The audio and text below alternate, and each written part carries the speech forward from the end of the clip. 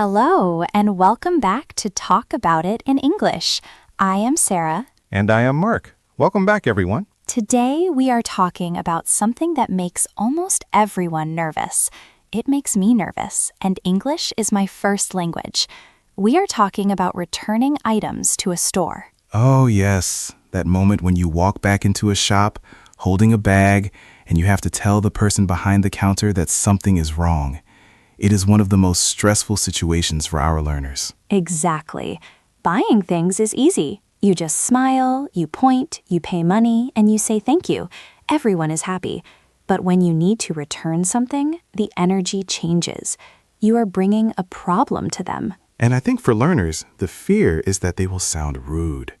They are afraid they will get angry or just use the wrong words, and the shop assistant will say no. That is a very real fear. If you translate directly from your native language, you might walk up to the counter and say, "This is bad. Give me money." Ooh, that sounds very aggressive. It does. Even if you are smiling, those words are demanding. In English, especially in service situations, we need to be soft. We need to follow a specific social script. So today, we are going to give you that script. We call it the problem solver routine. It is a 3-step pattern that you can use in almost any situation where you need to return an item, exchange a size, or complain about a mistake. By the end of this episode, you will have the exact sentences you need to walk into any store, fix your problem, and leave feeling confident. Before we start, if you want to speak about your life in English and not just study grammar rules, make sure you subscribe to the channel. We help you talk about real life, just like this. All right, Sarah, let's look at this problem solver routine. You said there are 3 steps. What is step 1? Step 1 is the context. You have to tell them what happened before you tell them the problem. You need to establish the history. Right. You cannot just walk up and say, "It is broken." You have to say when you got it. Exactly. So step 1 involves using the past tense to explain the purchase. The most common verb here is bought, B-O-U-G-H-T. Bought. It has that difficult sound. It sounds like ought. Bought. Let's practice just that word first because it is the key to step 1. Listen to me and repeat. Bought. Bought. Bought. Now, let's put it in the sentence you will use 90% of the time. I bought this yesterday. Listen and repeat. I bought this yesterday. I bought this yesterday. Now, notice the stress. I usually stress the word bought because that is the action. I bought this yesterday. Try it again. I bought this yesterday. Good. Now, maybe you didn't buy it yesterday. Maybe you bought it last week. Mark, how would you say that? I bought this last week. Perfect. And sometimes you didn't buy it at all. Maybe it was a gift. This is a very common reason for returns. You got a shirt for your birthday, but it is the wrong size. You can't say, "I bought this." So what do you say? You say, "I was given this as a gift." That is a passive structure, but don't worry about the grammar. Just memorize the phrase as a chunk. I was given this as a gift. Let's try that together. I was given this as a gift. One more time, a little smoother. I was given this as a gift. I was given this as a gift. So that is step 1, the context. You walk to the counter, you put the item down, and you say, "Hi, I bought this yesterday." Now the salesperson knows exactly what is happening. They are ready to listen. Okay, so we have established the context. Now we need to tell them why we are back. We need to talk about the problem. This is step 2. Yes, step 2 is the soft problem, and the key word here is soft. Mark, why do we want to be soft about the problem? Well, if you go in and say, "This shirt is terrible," or "You sold me a broken phone," you are attacking the store. You are attacking the person helping you. They might get defensive. Exactly. We want them to be on our side, so we avoid direct blame. Instead of saying it is bad, we describe the issue specifically. Let's talk about clothing first, because that is the most common return. Mark, imagine you bought a shirt, but it is too small. What do you say? I would say, "It's a little too small." Notice the softener words Mark used. He didn't just say it is small. He said it's a little too small. Those little words make you sound polite and reasonable. Let's practice that. Repeat after Mark. It's a little too small. And what if it is huge? It's a bit too big. Repeat that one. It's a bit too big. Good. Now sometimes the size is okay, but it just doesn't look good on you. We have a specific phrase for this. We say, it doesn't fit right. Oh, that is a great phrase. It covers everything. Maybe the sleeves are long, maybe it is tight in the shoulders. You just say, it doesn't fit right. Let's shadow that. It's really useful. It doesn't fit right. It doesn't fit right. Okay, so that is clothing size. But what about a defect? What if you bought a toaster and it doesn't toast? Or a phone charger that doesn't charge? In that case, you cannot say it doesn't fit. You have to say it doesn't work. Correct. But remember, be soft. Instead of saying, this is broken, which is aggressive, we often say, it seems to be broken. Ah, I love that verb, seem. It seems to be. It implies that maybe I am using it wrong, or maybe it is just a small error. It is very polite. Yes, even if you know it is 100% broken, you should say, it seems to be broken. Let's practice that. It seems to be broken. It seems to be broken. Or even more specifically for electronics, it doesn't work. It doesn't work. Sometimes there is physical damage. Imagine you bought a sweater and you get home and see a hole in the back.